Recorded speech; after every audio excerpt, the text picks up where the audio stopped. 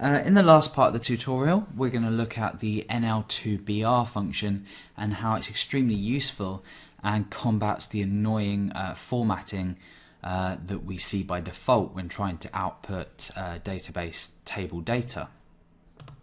Okay, so a bit of background on the problem you might face with retrieving database data, or in fact data from anywhere really.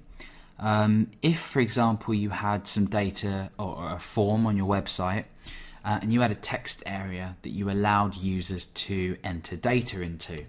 So let's go ahead and create a text area here.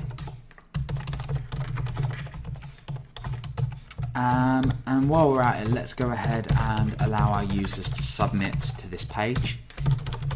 And we'll use method post.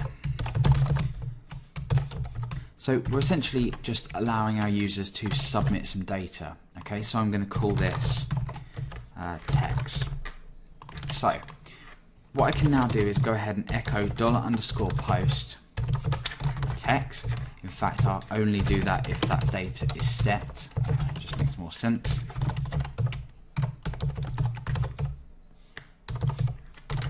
Okay, so I've created a form that we're going to allow data to be written into this text area and then displayed straight back out to the user.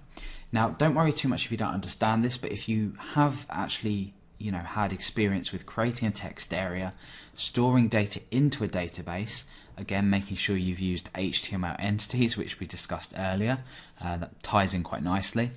We're going to then echo out post text. So let's go ahead and echo out HTML entities post text, although you should be sanitizing the data as it goes into your database. We'll just use this as an example. So let's go ahead and refresh. We've got the text area here. We obviously need a submit button. That's one thing that I forgot. Okay, so refresh, submit. When I click submit, some data will be passed through back to my form. So hello, submit, and hello is displayed up there. So if you've allowed your users to post data from a text area into a database table, and then you're trying to display that back out again, you'll know how frustrating it is when you see this. Hello, this is a new line. A user has posted this. They've said hello, and they've gone on a new line and typed something else.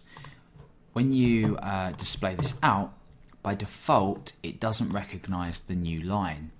Now, the NL2BR function, which is written like this, let's go and write it inside here. The NL2BR function, NL2BR. Now again, PHP's nature of shortening everything has left this looking quite cryptic. What it actually means is new line, i.e.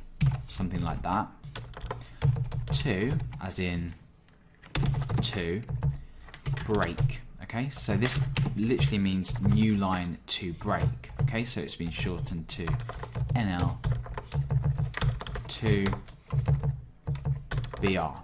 For some odd reason, I don't know.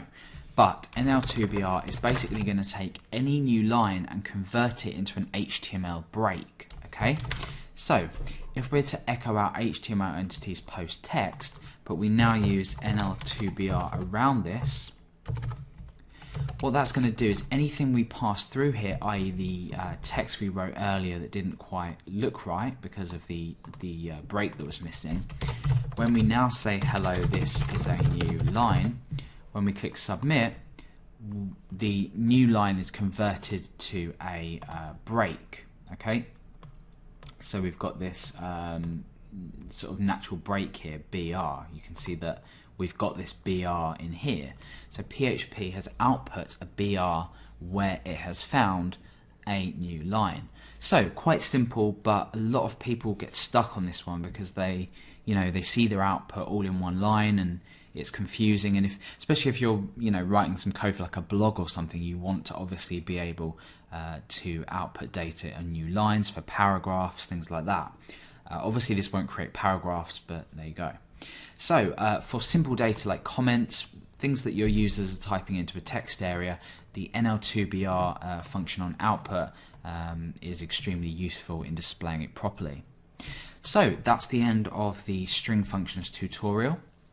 We've gone over 7 vital string functions that you probably will come across in any larger projects that you do. There are a whole host of string functions. If you visit php.net or Google search for PHP string functions, you'll find a long list of string functions that you might find useful. So if you're stuck in formatting some kind of string data, you can go there and find a function that will help you out. But for now, that's it. That's the 7 most used string functions in my list, and they can become part of yours as they're extremely useful.